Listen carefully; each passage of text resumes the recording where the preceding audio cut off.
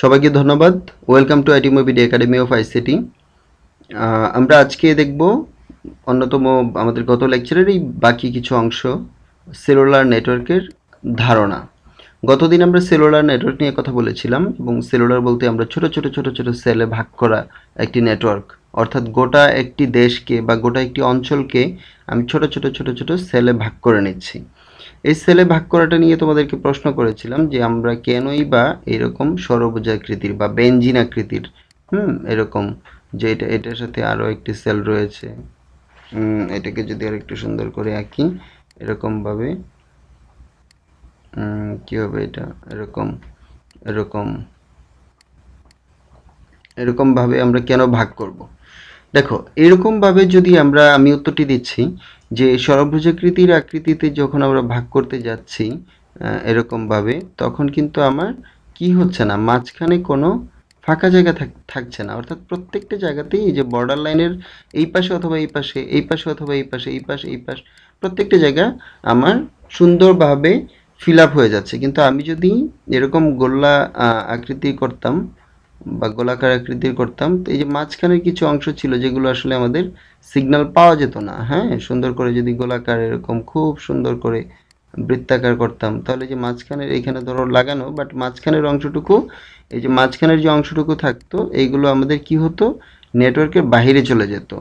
নেটওয়ার্কের বাইরে এই মাঝখানের অংশটুকু নেটওয়ার্কের বাইরে চলে যেত। আরেকটি প্রশ্ন হচ্ছে যে আমরা যদি ত্রিভুজাকৃতির করতাম, এরকমও তো করা সম্ভব ছিল, তাই না? এরকম আকৃতিরও তো করতে পারতাম। কিন্তু ত্রিভুজাকৃতির করলেও আমরা যে সিগন্যালটা পাঠাবো সবচাইতে সুন্দর হতো, যেহেতু সিগন্যালটা চারদিকে ছড়িয়ে পড়ে এরকম, তো গোলাকার গোলাকার হলে সবচাইতে ভালো হতো। কিন্তু গোলাকারের সীমাবদ্ধতা হচ্ছে এরকম মাঝখানে অংশটুকু নেটওয়ার্ক পাবে না, কিছু অংশ ব্ল্যাক স্পট হয়ে যাবে, যেটা আসলে নো নেটওয়ার্ক কাভারেজ হয়ে যাবে।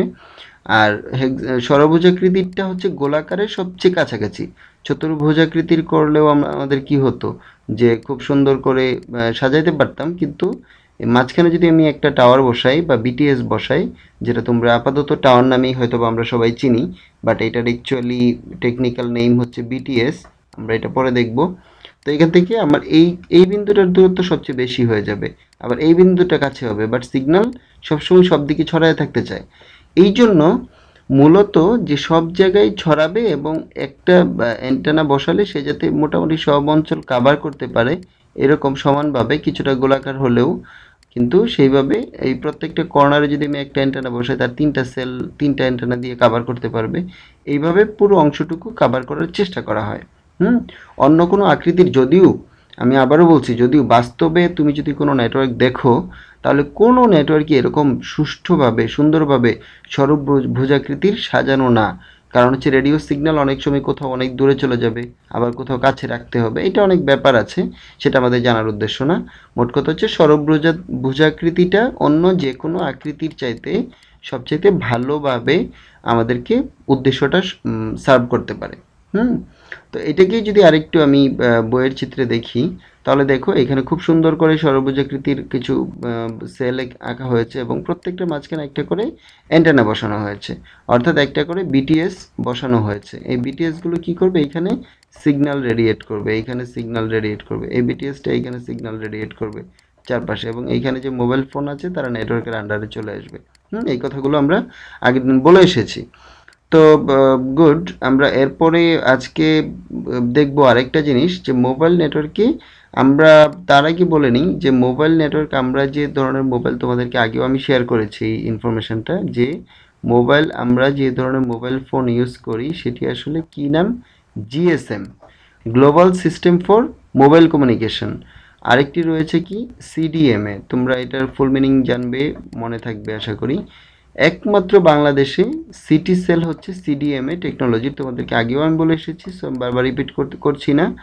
আর টেলিটক বলো, বাংলালিংক বলো, জিপি বলো, রবি, সবাই হচ্ছে অ্যাকচুয়ালি কি জিএসএম প্রযুক্তির আন্ডারে। একমাত্র সিটি সেল হচ্ছে আমার কি প্রযুক্তিতে চলে, সিডিএমএ প্রযুক্তি।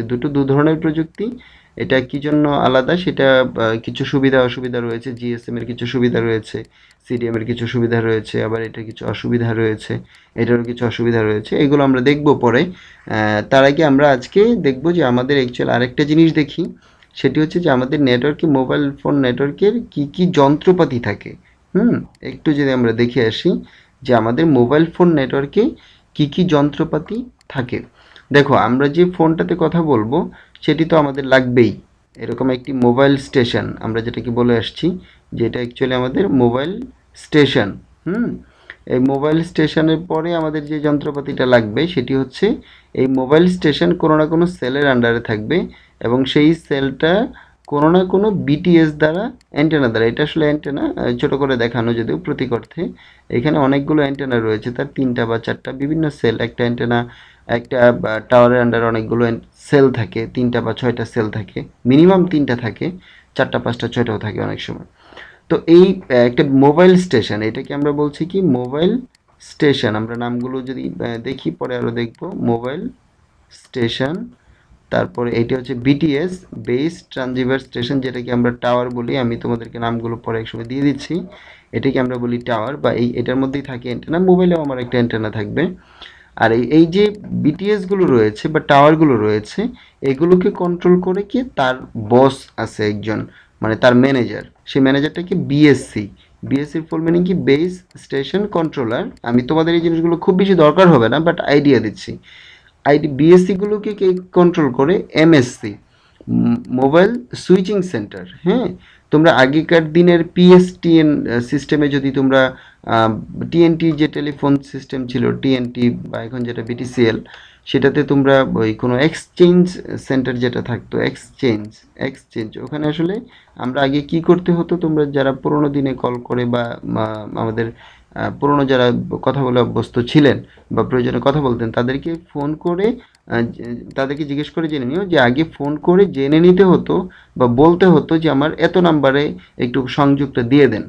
কিন্তু এখন তুমি চিন্তা করো, কোটি কোটি লোকজন মোবাইল ফোনে কথা বলছে, কিন্তু কেউ যদি এরকম থাকতো যে হ্যাঁ সবসময় আমাদের একটা নাম্বারে ফোন দিলাম, সে ধরো কাস্টমার কেয়ারের মতো, যে হ্যাঁ আমাকে অমুক নাম্বারটাতে সংযোগ দিয়ে দেন, আমাকে অমুক নাম্বারে সংযোগ দিয়ে দেন, তাহলে চিন্তা করো কত লক্ষ লক্ষ লোকজন দরকার হতো।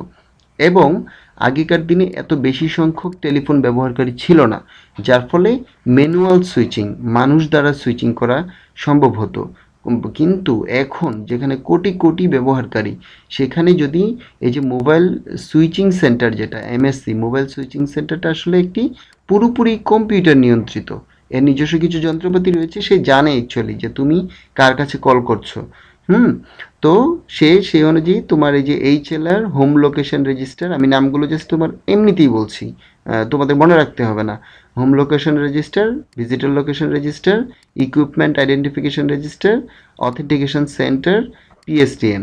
এরকম অনেকগুলো নাম রয়েছে, অনেকগুলো যন্ত্রপাতি রয়েছে। তো সেই যন্ত্রপাতিগুলোর সাহায্যে অটোমেটিক্যালি তুমি এইখানে আরেকটা ফোনে কল করছো, এই ফোন থেকে, তখন সে কি করবে, তুমি একটা বিটিএস এর আন্ডারে রয়েছো, সেও এখানে আরেকটা বিটিএস এর আন্ডারে রয়েছে, এবং তারও একটি বিএসসি রয়েছে, তারও একটি কোনো একটা এমএসসির সাথে কানেক্টেড।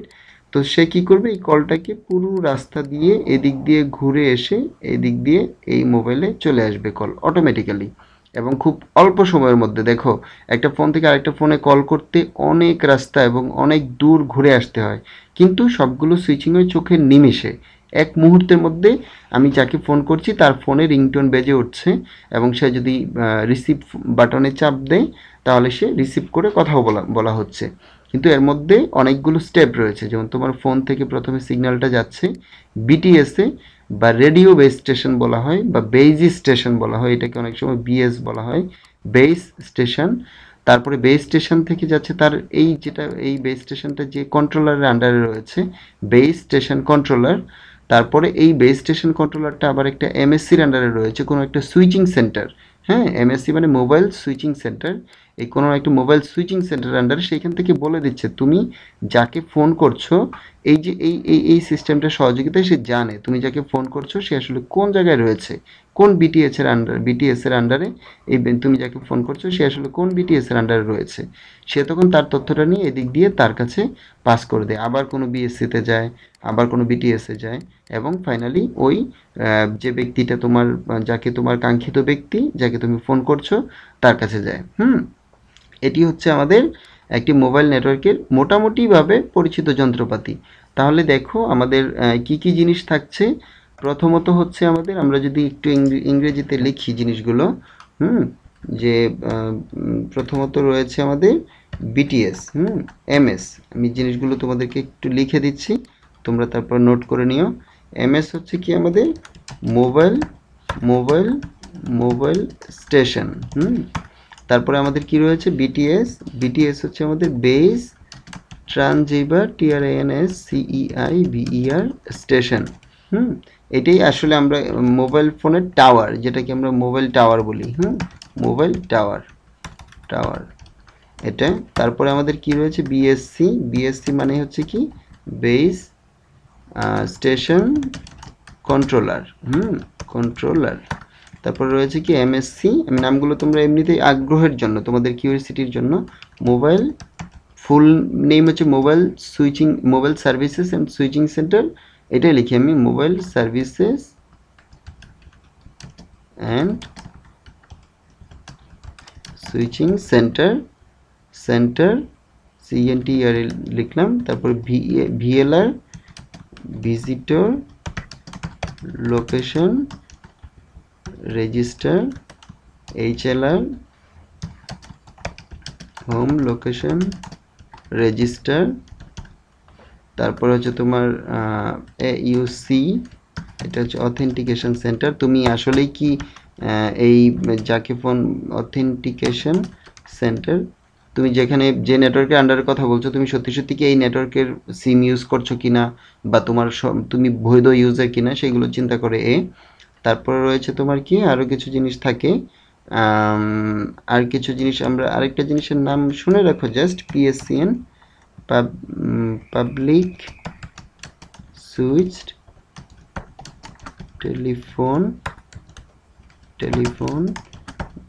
নেটওয়ার্ক।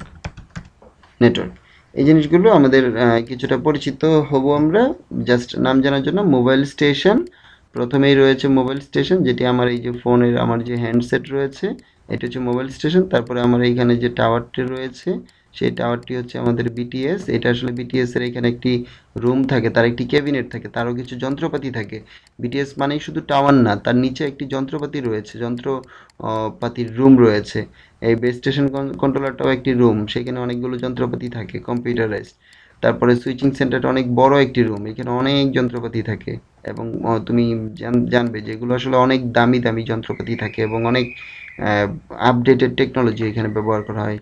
VLR, HLR এগুলো অনেক সময় MSCর সাথেই থাকে একই রুমে। অথেন্টিকেশন সেন্টার, এখানে আমি আরেকটু কথা বলবো, যেমন তোমার ফোনের IMEI নাম্বার থাকে, IMEI, এটা প্রত্যেকটা সেটের একটা ম্যানুফ্যাকচারিং। IMEI নাম্বারটা যদি আমি লিখতে যাই, মানে ইন্টারন্যাশনাল মোবাইল ইকুইপমেন্ট আইডেন্টিটি, এই স্টার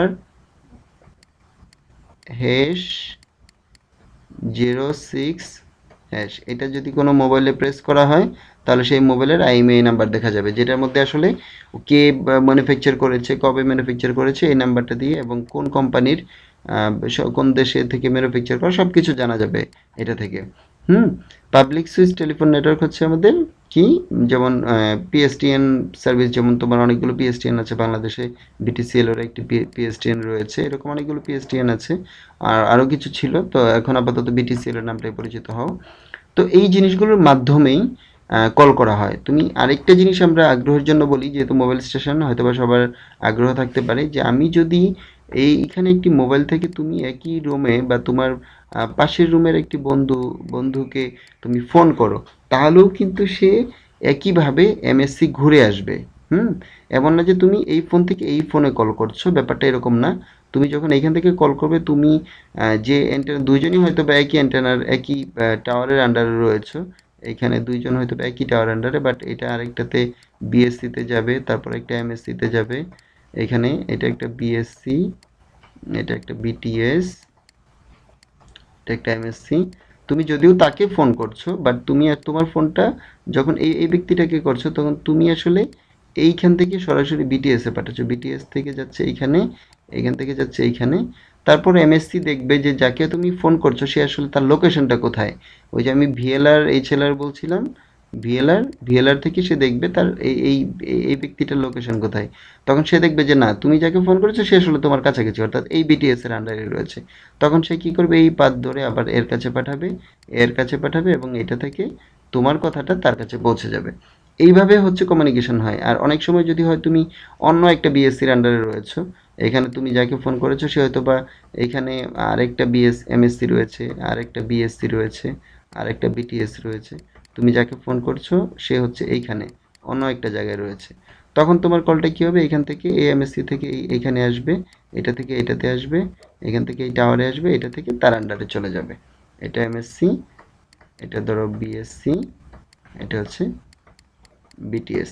এভাবে হচ্ছে কমিউনিকেশনটা হয়। হ্যাঁ, তো ধন্যবাদ সবাইকে। আমাদের আজকের এই মোবাইল নেটওয়ার্ক পরিচিতিটা দেখলাম।